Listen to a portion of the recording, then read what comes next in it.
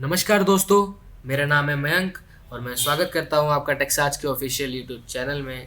आज हम एक नए टॉपिक के ऊपर बात करने जा रहे हैं कि हम बिजी सॉफ्टवेयर में डेटा को कैसे एक्सपोर्ट कर सकते हैं और डेटा को कैसे इंपोर्ट कर सकते हैं। हम सारी इन्वॉइस जितने भी वाउचर्स हैं, पेमेंट, रिसीव, परचेज, सेल, इन सबको एक साथ हम एक्सपोर्ट करेंगे और फिर जितने भी वाउचर्स की एंट्री कर रखी है उसको डिलीट कर देंगे बिजी से, देन दोबारा इंपोर्ट करेंगे ताकि हम जो देखना चाहते हैं कि ये एक्चुअल में हो पाता है या नहीं, वो आज हमको पता चलेगा।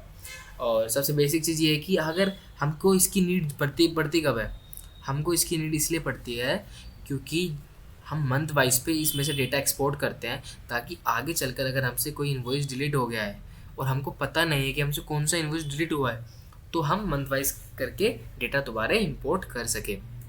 तो वीडियो को लंबी ना करके हम चलिए शुरू करते हैं आगे का प्रोसेस। सबसे पहले आपको बिजी सॉफ्टवेयर में आ जाना है। तो मैं डेटा एक्सपोर्ट करने से पहले आपको एक चीज़ दिखा देता हूँ कि मैंने इसमें कुछ रिकॉर्ड्स कर रखे हैं, मतलब एंट्रीज रिकॉर्ड कर रखी हैं। आपको सबसे पहले डिस्प्ले पे आके आपको यहाँ पे चेक लिस्ट पे आ जाना है। चेक लिस्ट पे आएंगे तो आपको सारे वाउचर्स शो हो जाएंगे कि आपने कौन से वाउचर्स में कितनी एंट्रीज कर रखी हैं। इस पर एंटर करने के बाद वाउचर सीरीज़ पे आप वाउचर स्टैटिक्स पे आप क्लिक करेंगे। इसके बाद क्लिक करने के बाद आपको इस तरह का डैशबोर्ड दिखाई दे रहा है। अब यहाँ पे 5 सेल्स के इनवॉइसेस हैं, ठीक है। आप देख सकते हैं मंथ वाइज भी, ठीक है। आप कंप्लीट ईयर देखेंगे तो पूरा दिख जाएगा तो 5 एंट्रीज मैंने कौन कौन से मंथ में करी हुई है। इस तरह आप ये सारे वाउचर्स चेक कर सकते हैं। लेकिन अब मेरा जो मेन जो ऑब्जेक्टिव है आपको बताने का, वो ये है कि हम डेटा कैसे एक्सपोर्ट कर सकते हैं।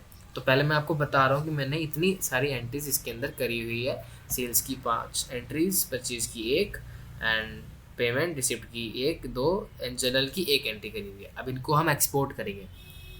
चलिए एक्सपोर्ट कर लेते हैं। एक्सपोर्ट करने के लिए सबसे पहले एडमिनिस्ट्रेशन पे आ जाएंगे। एडमिनिस्ट्रेशन पे आने के बाद डाटा एक्सपोर्ट इंपोर्ट पे एंटर करेंगे। उसके बाद डेटा एक्सपोर्ट इंपोर्ट एक्सएमएल पे एंटर करेंगे। उसके बाद हम डेटा एक्सपोर्ट करेंगे। मास्टर पे नहीं जाना है, ट्रांजिशन पे जाना है, क्योंकि ट्रांजिशन को अगर हम एक्सपोर्ट करते हैं तो उसके अंदर मास्टर्स अपने आप आ जाते हैं। इस पर क्लिक करने के बाद आपको ये सारे वाउचर्स यहाँ पे शो हो रहे हैं। सेल्स, परचेज, सेल ऑर्डर मतलब purchase order, sale, purchase, sale return, purchase return, जितने भी वाउचर्स हैं सारे शो हो रहे हैं यहाँ पे। वाउचर टाइप, यहाँ पे उसकी सीरीज़। अब किसी किसी कंपनीज में क्या होता है कि मल्टीपल ब्रांचेस होती हैं, तो वो जब उसके हेड ब्रांच में जाता है, मेन ब्रांच में, तो वो चाहता है कि मेरी यहाँ से सेल की निकल जाए और परचेज़ की मेरी हरियाणा वाली ब्रांच से निकल जाए, तो और यहाँ पे फिर वो हरियाणा सेलेक्ट करेगा। इस तरह हम ये चीज़ भी निकाल सकते हैं, अलग अलग ब्रांचेस, मल्टीपल ब्रांचेस को भी हम एक्सपोर्ट कर सकते हैं। ये सारे अगर आप अब यहाँ पे आपको 2 ऑप्शन दिख रहे हैं, select all vouchers, clear all. आप क्लियर ऑल करने के बाद किसी एक को भी सेलेक्ट कर सकते हैं। जैसे कि मेरे को सिर्फ कॉन्ट्रा एंट्रीज एक्सपोर्ट करनी है तो मैं यहाँ से कर लूँगा। अब और सिलेक्ट ऑल वाउचर्स करेंगे तो आपके सारे वाउचर्स ऑटोमेटिकली सिलेक्ट हो जाएंगे। अब उसके बाद आपको यहाँ पे एक ऑप्शन दिख रहा है, export deleted vouchers information also. अब बिजी में ट्रांजेक्शन्स रिकॉर्ड करते समय जब आपसे कोई इन्वॉइस गलत चढ़ जाता है या उसके बाद आप उस इन्वॉइस को डिलीट करते हैं, मतलब अगर मैंने सेल का एक इन्वॉइस उसके अंदर एंट्री करी है बिजी सॉफ्टवेयर के अंदर और मैंने उसको फिर डिलीट कर दिया है और मुझे उसकी भी इंफॉर्मेशन चाहिए, डेटा जो मैं एक्सपोर्ट कर रहा हूँ उसके अंदर, तो मैं इस पर टिक करूँगा, ये उसको फिर इंफॉर्मेशन ज़रूर देगा। अब मैं इस पर टिक कर देता हूँ। उसके बाद अगला बता रहा है select date range, voucher date. अब आपको कब से कब तक का निकालना है वो सेलेक्ट कर लीजिए। मैं 1 अप्रैल 2024 से मैं निकालना चाहता हूँ 15 नवंबर 2024, इस तरह का मैं निकालना चाहता हूँ डेटा। आप उसके बाद यहाँ पे आपको एक पाथ देना है जहाँ पे आप उसको सेव करना चाहते हैं, तो मैं डाउनलोड्स में दे देता हूँ पाथ। तो ये यहाँ पे पाथ कॉपी हो गया है। इसके बाद कंप्रेस कर सकते हैं आप, एक्सपोर्टेड फाइल को एक्सपोर्ट कर सकते हैं, एलिमेंट मास्टर ऑल्सो। ये चाहते हैं अगर एक्सपोर्ट करना तो आप इस पर टिक कीजिए, अदरवाइज़ नहीं, मुझे ये नहीं चाहिए। तो एक्सपोर्ट पे क्लिक करेंगे तो यस पे क्लिक करेंगे तो ये डेटा एक्सपोर्ट होना चालू हो गया है। अब धीरे धीरे ये डेटा एक्सपोर्ट हो जाएगा, जैसे ही कम इनवॉइसेस थे तो डेटा एक्सपोर्ट हो गया है। अब मैं आपको दिखाता हूँ कि जो डेटा एक्सपोर्ट हुआ है वो कैसा दिखाई देता है। तो देखिए ये एक्सपोर्ट होके फाइल यहाँ पे आ गई है।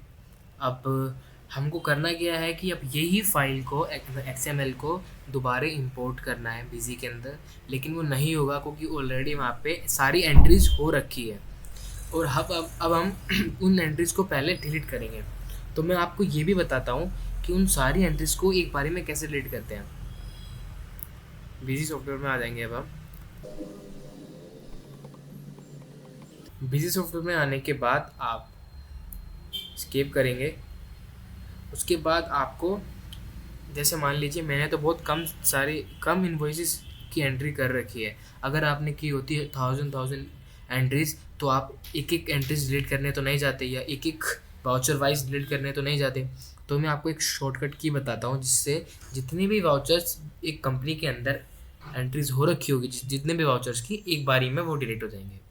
तो जो शॉर्टकट की है Ctrl+Alt+D, आप ये प्रेस करेंगे तो आपसे ऑप्शन पूछेगा कि आप मास्टर्स को डिलीट करना चाहते हैं या सिर्फ वाउचर्स को डिलीट करना चाहते हैं।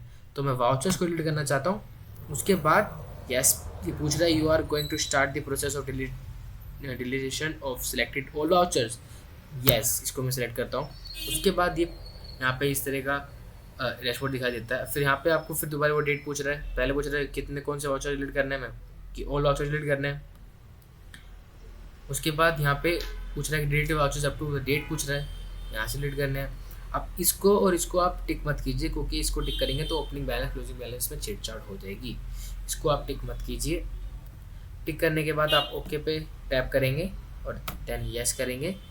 No voucher deletion. यहाँ पे डिलीट इसलिए नहीं हुआ है क्योंकि तारीख हमने स्टार्टिंग की दे दी है। तो अब हम तारीख यहाँ पे देंगे जहाँ जबकि हमको चाहिए, जब तक का हमने डेटा रिकॉर्ड कर रखा है और जब तक का डिलीट करना है। मैंने कर रखा है 15 नवंबर तक का, तो मैं ये करूँगा। इसके बाद आप ओके पे टैप करेंगे, देन यस। तो देखिए ये वाउचर्स डिलीटेड सक्सेसफुली का नोटिफिकेशन आ गया कि जितने भी वाउचर्स थे वो सारे डिलीट हो चुके हैं। तो अब मैं आपको दिखाता हूँ कि वाउचर्स हैं या नहीं।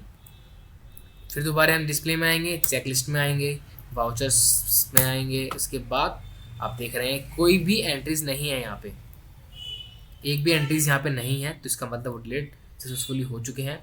अब उन्हीं वाउचर्स को एक एक करके एंट्री तो करनी नहीं है हमको, तो हम दोबारा इंपोर्ट करते हैं। आप सबसे पहले डेटा एक्सपोर्ट इंपोर्ट पे दोबारा आ जाएंगे, डेटा एक्सपोर्ट इंपोर्ट पे दोबारा, देन पहले हमने एक्सपोर्ट किया था, अब हम इंपोर्ट करेंगे। अब आपको यहाँ पे पाथ सिलेक्ट कर लेना है, तो डॉट्स पे क्लिक करके मैं पाथ सिलेक्ट कर लेता हूँ। तो मैंने सिलेक्ट कर लिया है। सिलेक्ट करने के बाद यहाँ पे जब तक आप ओके पे टैप नहीं करेंगे तब तक यहाँ वाला ओके का ऑप्शन जो है वो विजिबल नहीं रहेगा। तो यहाँ पे क्लिक करेंगे। उसके बाद यहाँ पे आप ओके पे, जैसे सारी इन्फॉर्मेशन आ गई हैं, सारे वॉइस दिख रहे हैं आपको, यूनिट वगैरह। अब यहाँ पे ओके करेंगे। ओके के बाद इंपोर्ट पे क्लिक करेंगे, फिर यस पे टैप करेंगे। तो देखिए जो डेटा है वो इंपोर्ट होना शुरू हो रहा है और ये हो भी गया है। ये काफ़ी जल्दी हो जाता है। जब भी बिजी का सॉफ्टवेयर जो है अपडेट हुआ है तब से ये सारे प्रोसेस जल्दी हो जाते हैं। अगर डेटा जितने बड़ा होगा टाइम भी उतना ही लगेगा। अब मैं आपको दिखाता हूँ कि वो इंपोर्ट हुआ है या नहीं हुआ है। चेकलिस्ट में आएंगे, फिर दोबारा वाउचर्स में देखिए जो हमने एक्सपोर्ट करी थी फिर यहाँ से डिलीट कर दिए थे, वही दोबारा इंपोर्ट हो गई है। तो आप भी चाहते हैं कि अगर आपके कुछ मतलब इन्वॉइसेस डिलीट हो गए हैं तो उसको आप इंपोर्ट कर सकते हैं, लेकिन उसके लिए आपको पहले यहाँ से एक्सपोर्ट करना पड़ेगा फाइल।